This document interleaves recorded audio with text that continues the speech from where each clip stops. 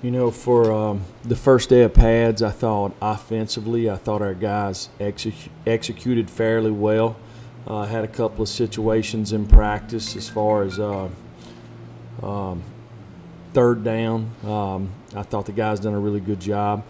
Seemed to finish plays much better, holding on to the football, quarterback center exchanges. Seemed to play to the whistle, kind of more of an attitude. So that was a positive there. Felt like we cut down some on our offensive penalties today, which I'm sure helps. Defensively, you know, I didn't feel like I saw enough guys straining out there.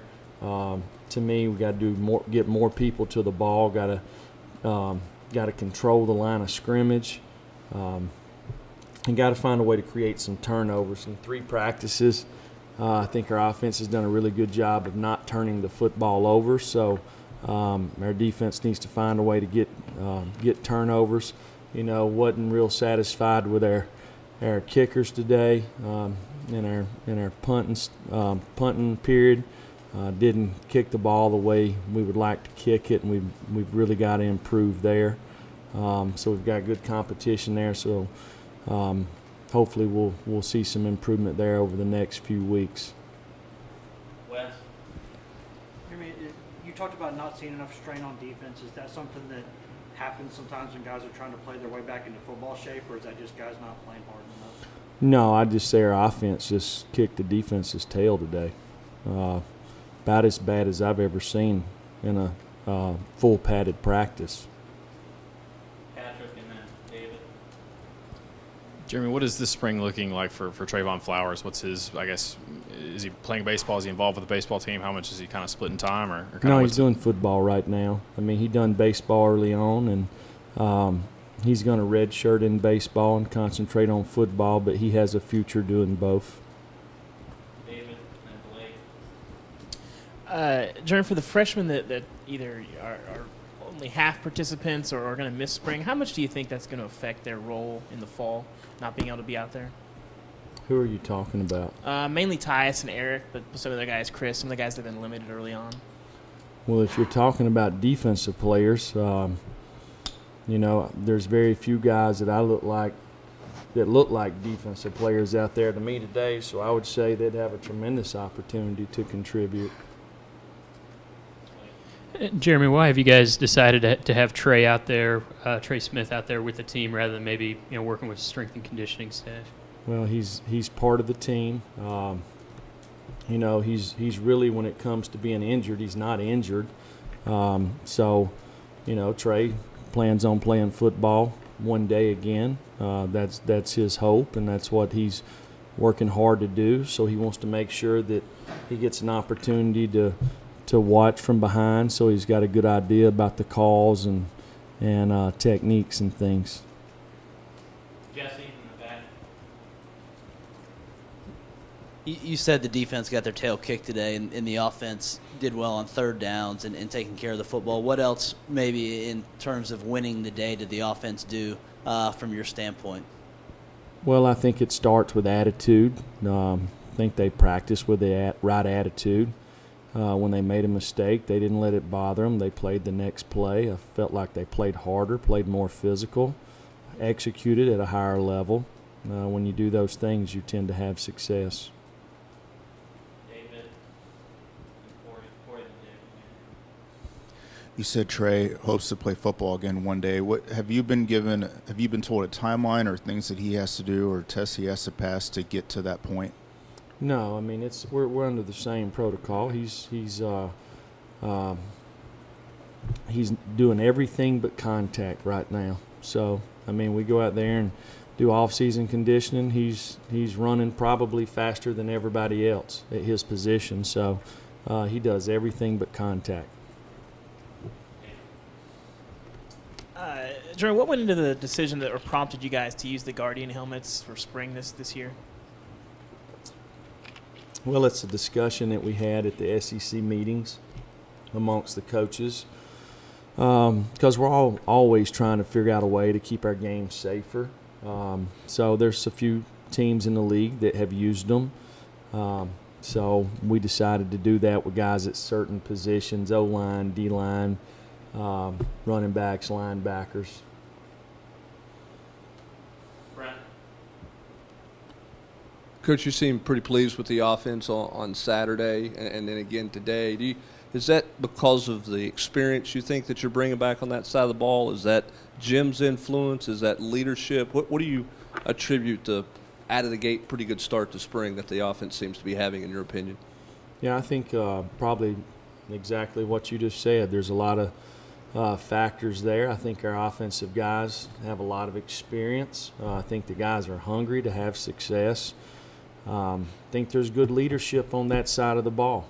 I think Jim's done a nice job with the rest of the coaches on the staff to teach the guys, demand that they do it the right way, and it showed up at each practice. So, hey, we've got a long ways to go on that side of the ball, but there's been lots of positives to me. Well, from a leadership standpoint, is there a player or two in particular, obviously Trey, watching, is there some other guys that you're seeing take on a greater role of leadership that you didn't see last year? No, I just think it's the whole group. Steve, and then Wes and Patrick. So just to clarify on the Guardian helmets, was that an SEC-wide thing then? And if so, is it among the coaches? No. Or? Okay, No. okay. It's a discussion that everybody had, and we made the choice to use them just to see if it helped this spring to prevent concussions, obviously. Wes and Patrick. Jeremy, Daniel Bituli's always been a guy who has looked the part kind of ever since he showed up at Tennessee a few years ago. With this being his second year in the system there at the Mike spot, where can he grow his game, and what kind of spring has he had so far in offseason and all that? Well, I think Daniel's very bright. He's a tough guy. He's a physical football player. I think being the second year, I think he's looking to be more consistent. And I would say that's probably the big thing. He has a skill set to do everything. He just needs to be more consistent. And I think with a year experience under his belt, having a better idea of what each call is and the techniques within the call, he's doing a much better job being a communicator, which is important because you have to be the quarterback of the defense.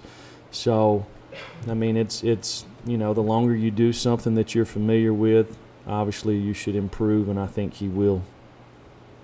Jeremy, you kind of lamented not forcing as many turnovers as you would like. I guess kind of how you guys obviously emphasize and work on it just about every day. I guess how do you develop a team or get a team to where they're adept at forcing turnovers?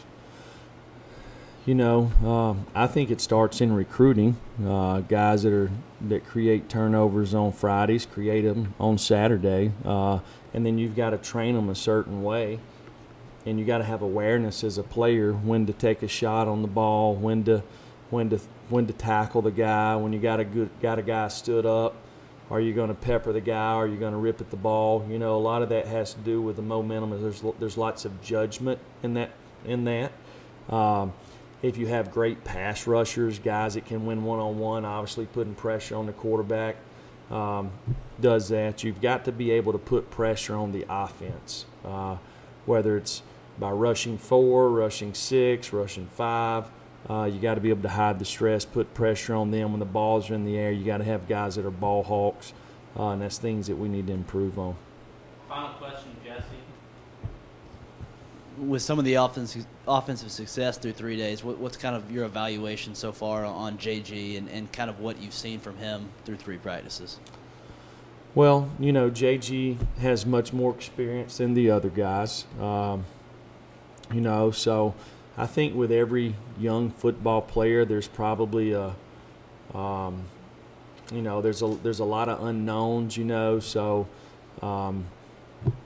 I think some of these younger guys, they possibly get a little uptight trying to figure out, they're all talented guys, but till you get out there and you've kind of done it a little bit, it takes a while till the game kind of slows down. I think the game is really slowed down for Jarrett. He's played a lot of ball. He's took a lot of hits. I think we all understand that really doesn't bother him. I think he's got a pretty good understanding for what we're trying to do for 3 days, which he should. He knows how to prepare. So I think it's been really positive. So that's the way the quarterback position should be.